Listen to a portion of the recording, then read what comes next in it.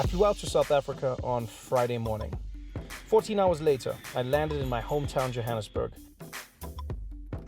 And the moment I got off the plane, I felt something, a voice inside reminding me of what I had forgotten. So, this is a road I used to drive on pretty much my entire young life.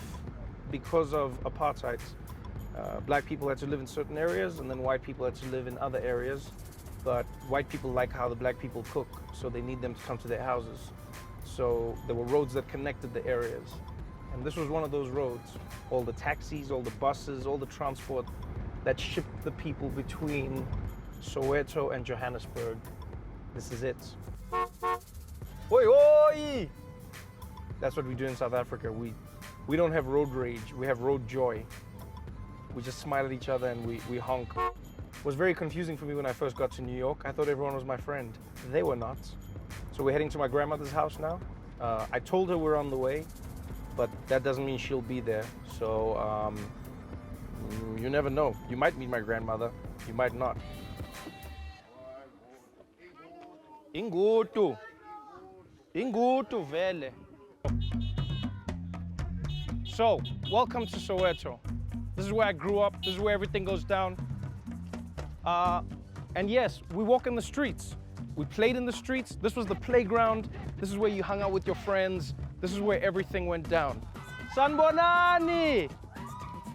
And your neighbors scream when you walk by. It's what we all do. What's amazing about this place is that nothing's changed. In a good way. It's like a museum, that's what it is. And we're here at my grandmother's house. Welcome to it. This is where I grew up. This wall was a lot taller when I was younger. But let's see if she's here. So this is where I grew up. This was the driveway.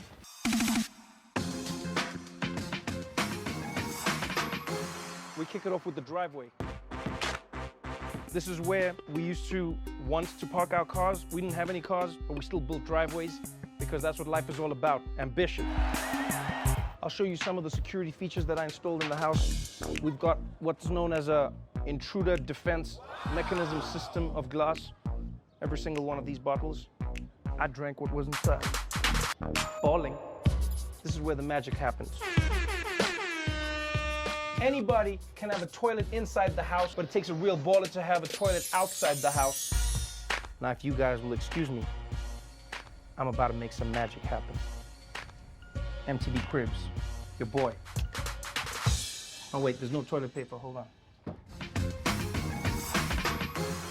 First things first, whenever you come into an African person's house, you greet.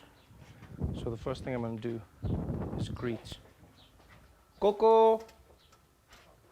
Let her come out. Coco! Hello, Coco! Ninja Coco. How are you, Coco? Can we come in? I've got some camera people, Coco. Are we fine to come in? If you say no, it's fine. I don't mind. No, they can come in. Okay, okay. Coco, I want to welcome you to my show. And I want to introduce you to some of my friends and my viewers. I brought them to South Africa to show them what it's like. So they said because I'm coming, they want to meet you and they want me to ask you questions about my life. You're one of my grandchildren. I always look at that photograph. You still remember? I remember. In there. Ilea yes God. Every morning, can't you forget it? Morning, Trevor. And he never answers. How old are you now? 91? Yeah, 91, 9 months. When you get to 91, now you count months. Yeah, 91 years, 9 months. We're here because the concert at FNB Stadium is celebrating 100 years of Nelson Mandela. Hey, Madiba. Madiba. What was the first thing you remember about Nelson Mandela? He was just like our God. Wow. On earth. Really. Because people had not seen a black man who was an attorney. We were not allowed. Wow. Nursing, teaching, policeman for a black man. That's all. So it was a wonder even for Umadiba For young people, it's very hard for them to understand how scary it was to be a black person living in South Africa during that time. But everybody was scared of the police. Flying squads. Each and every street has a flying squad. The knock at 3 a.m. My police, we used to call them blackjacks.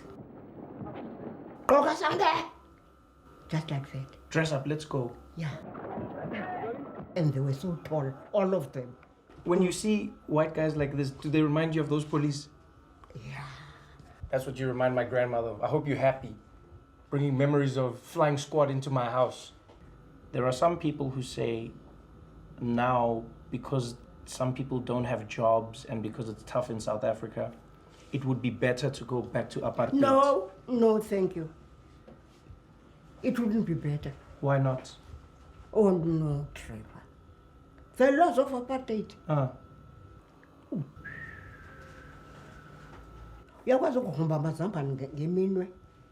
Do you know what it's like to dig for potatoes with your hands? In the farms, no pay. And then if one of these people working here dies, and you still plant potatoes on top of that someone. You're digging for potatoes with your hands, and if somebody dies from exhaustion next to you, you dig a hole, you put them in that hole, and then you carry on digging those potatoes. What was my contribution? How was I fighting apartheid? Not knowing. Not knowing? You are a kid. But you were born a crime. How could you fight apartheid? But I told them that I was an apartheid hero, Coco. I wasn't. When you were with me here, oh, Trevor, you gave me a tough time. Why did I give you a tough time, Gogo?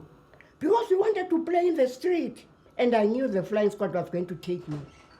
So if I was playing in the street, the police would have arrested me? Yeah. You know, there were kids who never knew what a white man was. So they thought I was white? They knew you were white, and they ran away. The kids ran away from me?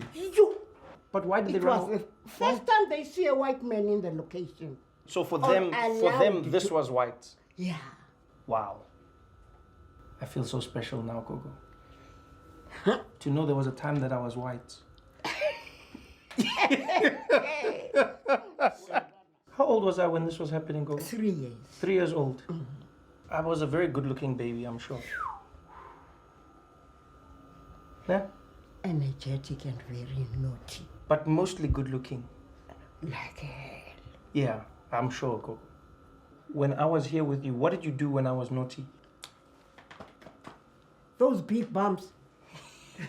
They know my slippers.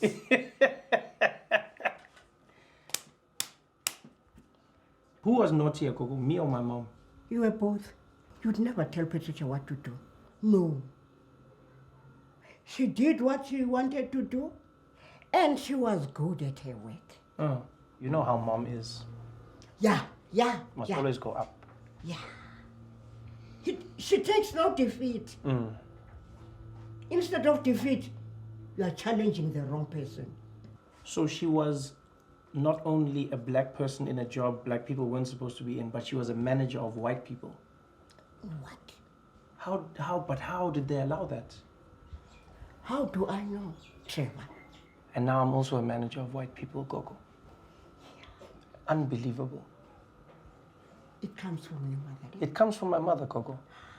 Do you know I'm a manager of white people, Gogo? You don't say. I'm telling you, Gogo. The white people who work for me. It's a pity because I don't even wish to see where you stay. Flying over the sea like this? No, not for me. Gogo, have you ever watched The Daily Show? No, Trevor. I did get my load shedding. Load shedding, yes. So I cannot. Like what a lot DSTV, that dish outside there. It's just there for fun. My grand said she doesn't watch my show because sometimes the electricity cuts out Which is a very plausible excuse and a nice way to let your grandson down. No, it's not letting my grandson down. Even yesterday we had no electricity. No, I hear you, Gogo. I didn't expect that answer. It's a good answer, Gogo. So I must make sure that you have a generator so you can watch my show. Wonderful. Okay. And then if it is a Manlo generator. Who fits the generator? Okay, so I must get someone to fit the generator also. I think so. Okay. And I look the park I look now with the STV. Oh, and then I must also fix the cable. Okay. I feel like I've been tricked into doing a lot of things for you to watch my TV show, Gogo. At Bongi's place. Akukho mina bangayijongi. Oh, wow. Thank you for having us, Gogo, and thank you for letting me bring these cameras. And thank you for sharing these stories with my friends. And thank you for being amazing. You've brought so many friends. I've brought too many friends, Gogo. You guys must leave now.